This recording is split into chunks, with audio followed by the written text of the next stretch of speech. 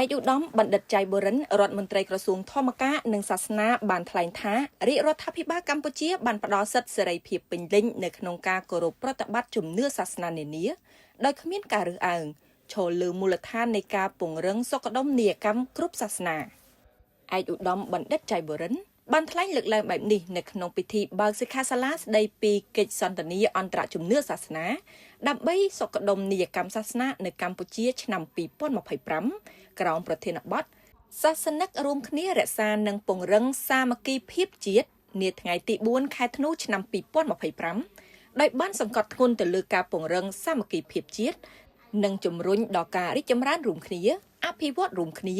និងបំពេញឲ្យគ្នាទៅវិញទៅមកតាមរយៈវិស័យសាសនាស្របតាមការវិវត្តរបស់សង្គមដើម្បីចូលរួមចំណែកលើកស្ទួយសុខដុមនីយកម្មនៅក្នុងវិស័យសាសនាផងនិងចូលរួមអនុវត្តគោលនយោបាយ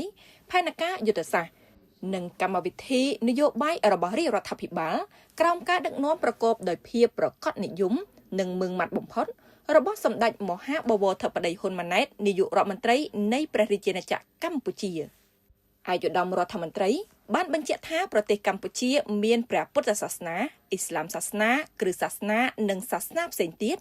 បានរស់រានមានជីវិតក្រោយថ្ងៃរំដោះ7មករាឆ្នាំ1979ហើយសាសនាទាំងអស់នៅកម្ពុជាត្រូវបានរដ្ឋធានាប្រជាពលរដ្ឋគ្រប់រូបគោរពនិងប្រតិបត្តិទៅតាមជំនឿនៃគោលលទ្ធិសាសនារបស់ខ្លួននីមួយៗប្រកបដោយសុខដុមរមនានៅក្នុងសង្គមខ្មែរទាំងមូលជាមួយនឹងភាពរីកចម្រើនគួរឲ្យកត់សម្គាល់ទន្ទឹមនឹងនេះឯកឧត្តមសូមអំពាវនាវដល់ប្រជាសាសនិកគ្រប់សាសនានិងនិកាយសាសនា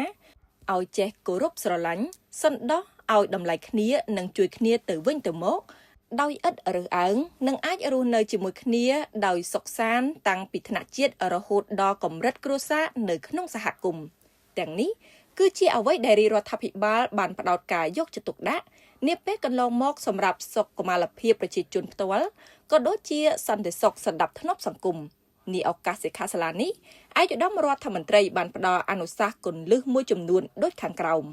1. សូមថ្នាក់ដឹកនាំគ្រប់សាសនាទាំងអស់គោរពនៅអនុសាសន៍ដ៏ខ្ពង់ខ្ពស់របស់សម្ដេចមហាបវរធិបតីហ៊ុនម៉ាណែតនាយករដ្ឋមន្ត្រីនៃព្រះរាជាណាចក្រកម្ពុជា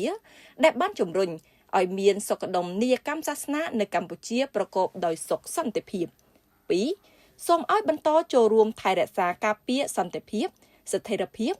និងគាំទ្រកម្មវិធីគោលនយោបាយរបស់រាជរដ្ឋាភិបាលនៅក្នុងការអភិរក្សនិងអភិវឌ្ឍវិស័យសាសនានៅកម្ពុជាឲ្យមានភាពសុខដុមរមនាជានិរន្តរ៍ 3. គោរពនិងអនុវត្តឲ្យបានម៉ឺងម៉ាត់តាមគោលនយោបាយយុទ្ធសាស្ត្របញ្ចកោណដំណាក់កាលទី1របស់រាជរដ្ឋាភិបាលនីតិកាលទី7នៃរដ្ឋសភា